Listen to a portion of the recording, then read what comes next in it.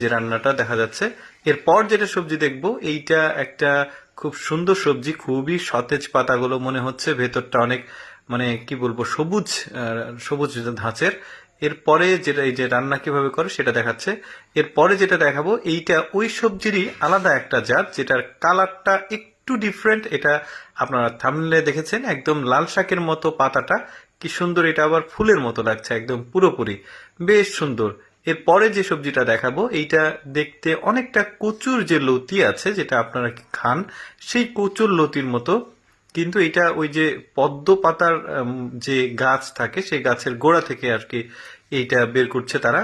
এরপর যেটা দেখাবো এটাও একটা সবজি, ঠিক যেন পালং শাকের মতো, কাটলে বেশ সুন্দর লাগছে দেখতে, এই যে সাজিয়ে রাখছে। এরপর যেটা দেখাবো এটা ঠিক গোলাপ ফুলের মতো, দেখুন পুরোটা অনেক সুন্দর একটা সবজি, গোল কিন্তু সাইজটা অনেক বড়।